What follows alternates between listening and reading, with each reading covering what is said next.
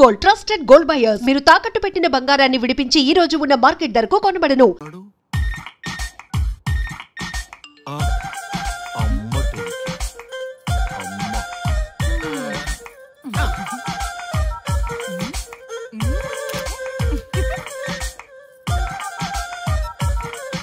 ఇంతకీ ఇంతవరకు మీ అమ్మాయికి ఎందుకు పెళ్లి చేయలేదు?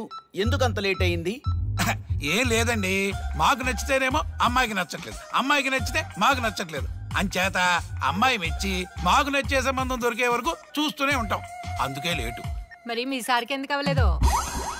మా సారు ఎదుటివారి సంక్షేమాన్ని చూడడం తప్ప ఆయన క్షేమాన్ని ఎప్పుడూ చూసుకోలేదు. అందుకే లేట్ అయింది. ఏమంటారు? బాగా చెప్పారు సార్. ఇంతకీ మీ అమ్మాయికి నచ్చేవాడు ఎలా ఉండాలో? లుక్ లో మహేష్ బాబు, ఫిజిక్ లో ప్రభాస్ బాబు, ఎనర్జీలో ఎన్టీఆర్ బాబు, పవర్ లో పవన్ కళ్యాణ్ బాబులా ఉండాలి. ఇంతమంది బాబులు కావాలా మీ అమ్మాయికి? ఒక్క బాబు చాళ్ళా అండి? చాలడు. సల్మాన్ ఖాను, అమీర్ ఖాను, సైఫ్ అలీ ఖాను వీళ్ళు వద్దా అండి? కావాలండి, బోర్ కొట్టినప్పుడు. ఇంతకీ మీ అమ్మాయికి రియల్ స్టార్లు తప్ప రియల్ స్టార్లు నచ్చరా? నచ్చరు. మా సారు రియల్ స్టార్ అండి. మీ సార్ ఏ స్టార్ అయినా కానివయ్యా, మాతో మాత్రం సూపర్ స్టార్ రజనీకాంత్ రేంజ్ లో ఉండాలి.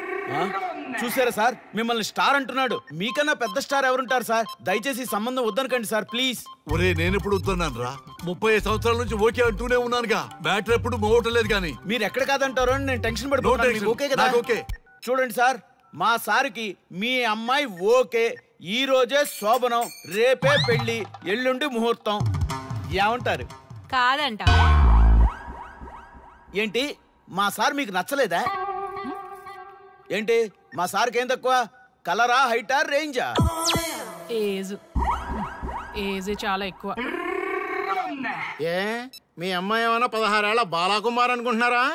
మీరేమనుకున్నా పర్లేదు. ఆ చైనా ముక్కు, నేపాల్ కళ్ళు, జపాన్ కలరు మాకు అస్సలు నచ్చలేదు సార్. ఇన్ని రోజులు యాంగ్రీ యాంగ్మెన్ యాంగిల్లోనే చూశాను. ఈ యాంగిల్లో ఎప్పుడు చూడలేదు సార్. ఈ పెళ్లి కాకపోతే మీ బతుకు పోలీస్ కుక్కలు చింపిన ఇస్తరు అవుతుందేమో సార్. అదేనంటావా? కానీ వాళ్ళేంటిరా? అంతే సార్, వాళ్ళ మాటలు పట్టించుకోకండి సార్. మీ స్టైల్లో మీ పెళ్లిని మీరు చేసుకుంటే తప్ప ఈ పెళ్లి సెట్ అవ్వదు. మీరు కనుక ఈ మ్యాచ్ని మిస్ అయ్యారే అనుకోండి, మీకు మిస్సెస్ ఉండదు, లైఫ్ లో కిస్ ఉండదు, అంతా తుస్సే. సార్ మీరు ఏమాత్రం తగ్గొద్దు సార్. మీరు ఎలాగంటే అలాగే. ఒక్కసారి నేను మీతో పర్సనల్ గా మాట్లాడాలి. లోపలికి వెళ్దామా సార్? ప్లీజ్. నువ్వు ఇక్కడే నచ్చలేదు, లోపలికి వెళ్ళినా నచ్చవు. నువ్వు దానికి ఫిక్స్ అయిపో. మీరు చెప్పింది కరెక్టే సార్, కానీ నా ప్రయత్నం నేను చేసుకోవాలిగా. ఒక్కసారి లోపలికి రండి సార్, ప్లీజ్. సరే పదా రండి సార్. నీ ముచ్చట ఎందుకు కాదనాలి? వస్తానే పదా, రండి.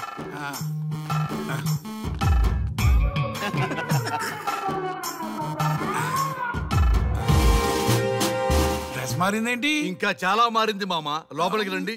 నేను రాను. లోపలికి రండి మామ.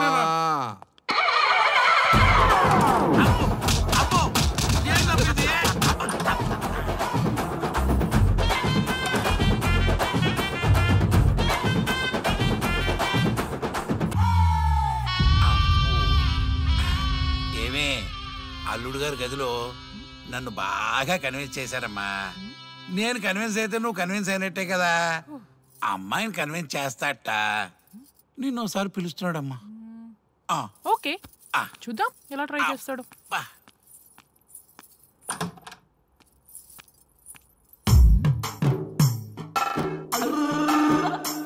ఏంటి డ్రెస్ మారింది?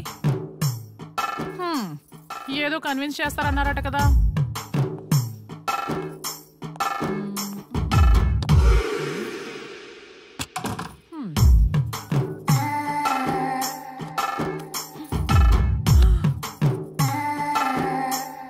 ఏంటి తేడా ఉంది? ఏంటి సెట్ తిప్పుతున్నారు?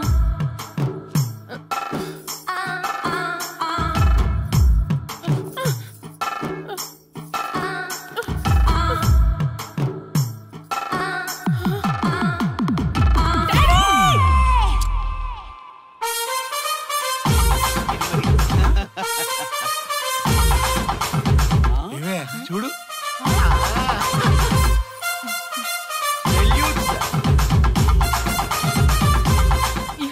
అసలు ఒక సెల్ఫీ తీసుకుందాం.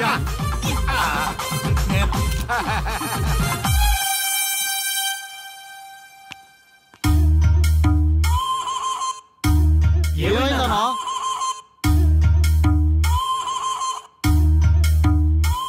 ఏముందరా పెళ్లిలో?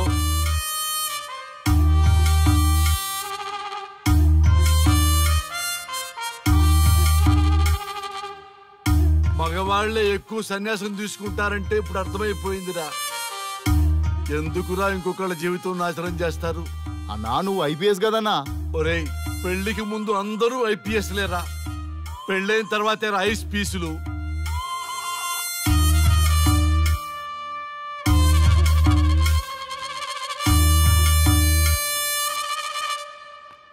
భయ్యా అన్న ఫస్ట్ బాల్కే అవుట్.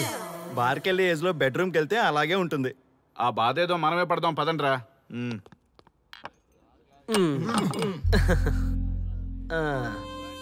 చెప్పేసిందా?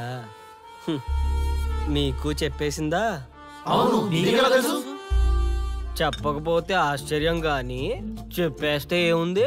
ఓకే బ్రదర్స్, మీరందరూ మా లవ్ స్టోరీలో మందు పంచుకున్నందుకు మీ అందరికీ హార్టీ వెల్కమ్ అండ్ cheers.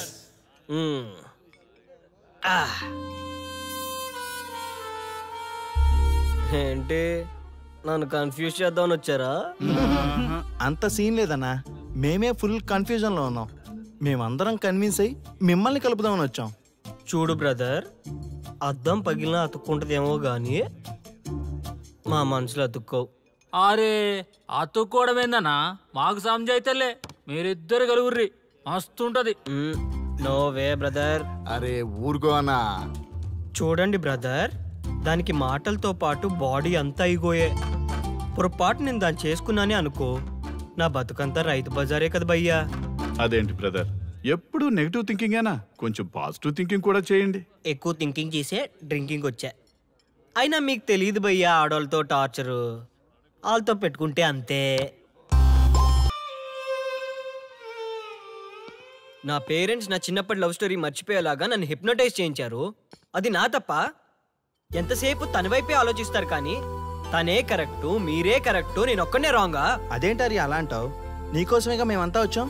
వచ్చింది నా కోసమే, కానీ శ్రీముఖి గొప్పదని చెప్పడానికేగా. చూడారియా, మేమంతా మీ ఇద్దరిని కలపాలని, మీరు హ్యాపీగా ఉండాలని పగలనక రాత్రనక కష్టపడుతున్నాం.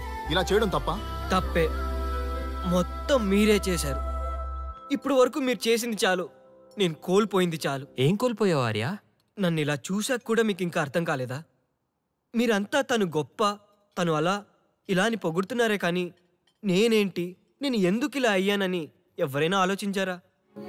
చిన్నప్పుడు అదే త్యాగం చేసింది, పెద్దయినప్పుడు అదే త్యాగం చేసింది. నా లైఫ్లో అంతా తనే చేసింది.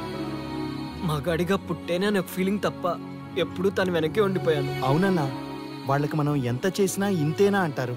అదే వాళ్ళు మనకి ఇంత చేసినా మనం ఎంతో సంతోషంగా ఫీల్ అవుతాం కదా. వాళ్ళంతటా వాళ్ళు మన మనసులోకి వచ్చి మనల్ని మోసం చేసి వెళ్ళిపోతారు. మనం వెళ్తే మాత్రం పట్టించుకోరు. అంతెందుకు, మిమ్మల్ని డిస్టర్బ్ చేయకపోతే మీరు తన కోసం వెళ్తారా? అవునన్నా, ఎందుకు వెళ్తాం? చా ఊరుకో, ఫిగర్ కనబడితే వెంటబడి వేధించేది మనం. చూడు బ్రో, కాంప్రమైజ్ కాకపోతే చివరికి వైఫే కాదు లైఫే ఉండదు. నాకు నా మందుంటే చాలు. అంతేనా? అంతే. అంతేనా? అంతేరా? అంతేనా? అంతే అంతే అంతే.